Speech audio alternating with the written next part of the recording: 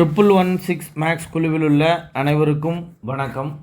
இந்த பதிவில் என்ன பார்க்க போகிறோம் அப்படின்னா, அதாவது சமச்சீர் கல்வி புக்கில் இருக்கிற வருகின்ற தேர்வில் எதிர்பார்க்கக்கூடிய சம்ஸ் ஒன்று ஒன்றா பார்க்க போகிறோம். அதில் ஃபஸ்ட்டு கொஸ்டின் என்ன பார்க்க போகிறோம்னா, 17 அடி நீளமுள்ள ஓர் ஏணி ஒரு சுவரின் மீது சாய்ந்துள்ளது.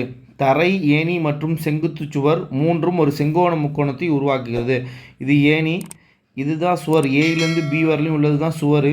தரைங்கிறது இந்த பியிலேருந்து சி வரலையும் இருக்கிறது தான் என்ன அப்படின்னா தரை. இது செங்கோண முக்கோணத்தை உருவாக்குகிறது அப்படின்னு சொல்கிறோம். அடுத்தது சுவரின் அடியிலிருந்து, சுவரின் அடிப்பகுதினா இந்த பி, சுவரின் அடியிலிருந்து ஏணியின் அடிமுனை வரை உள்ள தூரம் அப்படின்னா இந்த சி, அதாவது பிசியை பற்றி தான் இங்கே சொல்ல வராங்க. அந்த தூரம் பிசிக்கு இடைப்பட்ட தூரம் ஏணியின் மேல்முனை சுவரை தொடும் உயரத்தை விட, ஏணியின் மேல்முனை சுவரை தொடும் உயரம் அப்படின்னா இந்த பாயிண்ட் தான், அதை தான் அங்கே சொல்கிறாங்க. ஏணியின் மேல்முனை சுவரை தொடும் உயரத்தை விட 7 அடி குறைவு அப்படின்னு சொல்கிறாங்க. என்ன சொல்ல வராங்கன்னா, இந்த ஏபியோட அளவுலேருந்து 7 அடி எது குறைவாக இருக்கும் அப்படின்னா பிசியோட அளவு குறைவாக இருக்குன்னு சொல்லியிருக்காங்க.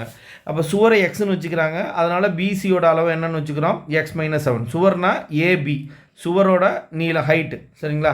இப்போ செங்கோண முக்கோணனாவே நம்ம என்ன பண்ணுவோம் அப்படின்னா பித்தாகரஸ் தியரத்தை யூஸ் பண்ணுவோம். பித்தாகரஸ் தியரத்துப்படி AC squared equal to AB squared plus BC squared. இங்கே ஏசிங்கிறது என்னது 17 ஸ்கொயர்டு ஈக்குவல் டு ஏபிங்கிறது என்ன அப்படின்னா எக்ஸ் ஸ்கொயர்டு, பிசிங்கிறது x-7 ஹோல் ஸ்கொயர்டு.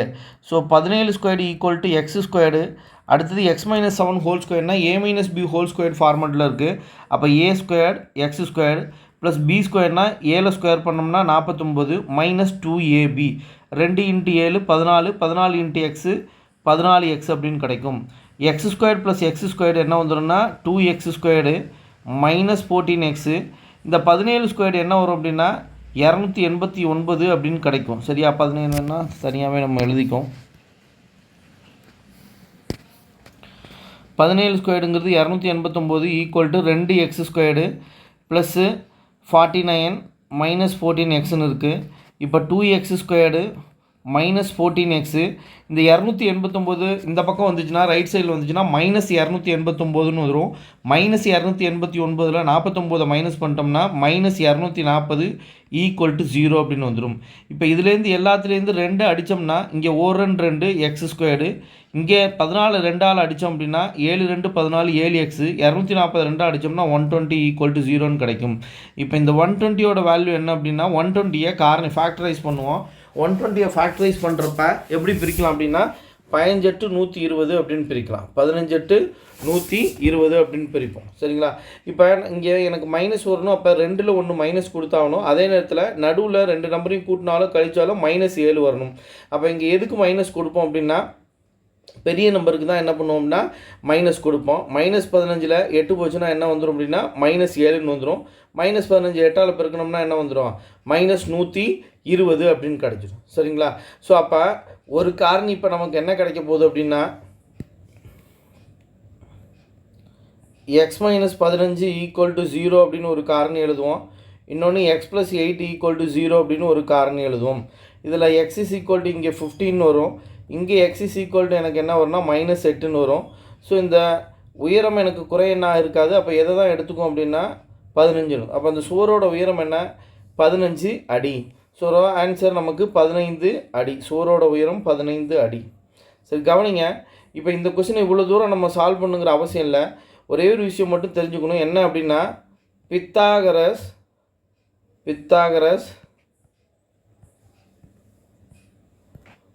மூன்றன் தொகுதிகள். பித்தாகரஸ் மூன்றன் தொகுதிகள். அது என்ன பித்தாகரஸ் மூன்றன் தொகுதிகள்னா, ஒரு சில வேல்யூஸ் நமக்கு ஸ்கூல் புக்கில் இருக்கிற சம்ஸுக்கு பித்தாகரஸ் மூன்றன் தொகுதிகள் நிறையா இருக்குது. இங்கே நம்ம குறிப்பிட்ட வேல்யூஸை மட்டும் மனப்பாடம் வச்சுக்கிட்டோம்னா இந்த கொஸ்டின் ரொம்பவே ஈஸி. அதாவது 3 4 5. சரிங்களா? அடுத்தது 6 8 10. அடுத்தது 5 12 13. நெக்ஸ்ட்டு 7 24 25. அடுத்தது 8 15 17. சரிங்களா? இன்னொன்று கூட எழுதிக்கலாம் 11 60 61. இதெல்லாம் பித்தாகரஸ் மூன்றன் தொகுதிகள் அப்படின்னு சொல்லுவோம். அது என்ன பித்தாகரஸ் மூன்றன் தொகுதிகள்னால் இதில் நான் மூணாவதாக எழுதியிருக்கிறது எல்லாமே கர்ணப்பக்கம். சரியா? செங்கோண முக்கோணம்னாவே கர்ணப்பக்கம் தான் எப்படி இருக்குன்னா மற்ற இரு பக்கங்களை விட அதிகமாக இருக்கும். அப்போ இந்த 5 வர்க்கப்படுத்தணும்னா 25. அதாவது பித்தாகரஸ் தியரம்னாவே என்ன பண்ணுவோம், கர்ணப்பக்கத்தோட வர்க்கங்களின் கூடுதல் மற்ற இரு பக்கங்களோட வர்க்கங்களின் கூடுதலுக்கு சமமாக இருக்குது. 3 ஸ்கொயர் பண்ணால் 9, 4 ஸ்கொயர் பண்ணால் 16. 9 + 16 என்னவாக இருக்கும், கர்ணப்பக்கத்தோட வர்க்கங்களின் கூடுதலுக்கு வர்க்கத்துக்கு சமமாக இருக்கும். கர்ணத்தை வர்க்கப்படுத்தினோம்னா 5 ஸ்கொயர் 25 வருதா? அதேமாரி 6 ஸ்கொயர் பண்ணோம்னா 36, 8 ஸ்கொயர் பண்ணால் 64, ஆட் பண்ணோம்னா 36 64 ஆட் பண்ணால் 100, 10 ஸ்கொயர் என்ன வந்துன்னா 100 அப்படின்னு.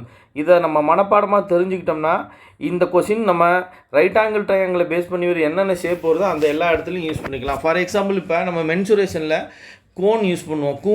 கூம்பை பற்றி சம் வரும். நமக்கு ஸ்கூல் புக்லேயே அதை பேஸ் பண்ணியே சம் இருக்குது. சரியா? அந்த இடத்துல இது தெரிஞ்சிச்சு அப்படின்னா டக்குன்னு கணக்கை படித்தோன்னே ஆன்சர் எழுதலாம். இந்த கொஸ்டின் இப்போ நம்ம இந்த கணக்கு இவ்வளோ எக்ஸ்ப்ளனேஷன் போட்டிருக்கோம், இதை போடாமல் டக்குன்னு ஆன்சர் பண்ணிடலாம். இங்கே கர்ணப்பக்கம் என்னவாக இருக்குது, 17 இருக்குது. கர்ணம் 17 இருந்துச்சுன்னா இது 3 தான் அந்த பித்தாகரஸ் மூன்றன் தொகுதிகளாக இருக்கும். 8, 15, 17 இருக்கும். சரிங்களா? அப்போ நமக்கு இது 17 அப்படின்னு தெரிஞ்சு போச்சு. மற்ற 2 பக்கமும் என்னவாக இருக்க போது, 8 இருக்க போது, இன்னொன்று என்னவாக இருக்குது, 15 இருக்க போது. இங்கே நமக்கு என்ன சொல்லியிருக்காங்க அப்படின்னா இந்த சுவரோட உயரத்துலேருந்து இது 7 கம்மியாக இருக்குன்னு சொல்லியிருக்காங்க. அப்போ கண்டிப்பாக இது 15 இருக்கணும். இதில் 7 மைனஸ் பண்ணிட்டோம்னா எக்ஸ்லேருந்து அதை எக்ஸ் தான் 15, அதில் 7 மைனஸ் பண்ணால் இது என்ன வந்துடும், 8ன்னு வந்துடும். ரொம்ப சிம்பிளாக இந்த இவ்வளோ தூரம் நம்ம போட்ட இந்த ஈக்குவேஷன்லாம் ஃபார்ம் பண்ணாமல் ஆன்சர் ரொம்ப சிம்பிளாக எடுத்து எழுதிடலாம். சரிங்களா? அப்போ நம்ம இங்கே செய்ய வேண்டியது என்ன அப்படின்னா, இப்போ நான் சொல்லியிருக்க இந்த பித்தாகரஸ் மூன்றன் தொகுதியில் மட்டும் நல்லா மனப்பாடமாக வச்சுக்கிட்டிங்கன்னா ரொம்பவே ஈஸியாக கணக்கை சால்வ் பண்ணிடலாம். இது மட்டும் பித்தாகரஸ் மூன்றன் தொகுதிகள் கிடையாது. இது மாதிரி நிறையா மூன்றன் தொகுதிகள் இருக்குது. நமக்கு நம்ம சமச்சீர் கல்வி புக்கில் உள்ள சம்ஸுக்கு அடிக்கடி பயன்படுத்தக்கூடிய வேல்யூ இந்த வேல்யூஸ் தான். அதனால் இதை மட்டும் நான் உங்களை மனப்பாடம் பண்ண சொல்லிக்கிறேன். இதை மனப்பாடம் பண்ணிங்க. சரிங்களா? அடுத்த வீடியோவில் வேறு கொஸ்டின் எடுத்துகிட்டு வந்து பார்க்கலாம். சரியா? வீடியோ பிடிச்சிருந்துச்சுன்னா லைக் பண்ணுங்கள், ஷேர் பண்ணுங்கள், கமெண்ட் பண்ணுங்கள். ஏதாவது டவுட்ஸுனாலும் கண்டிப்பாக கமெண்ட் செக்ஷனில் பதிவிடவும்.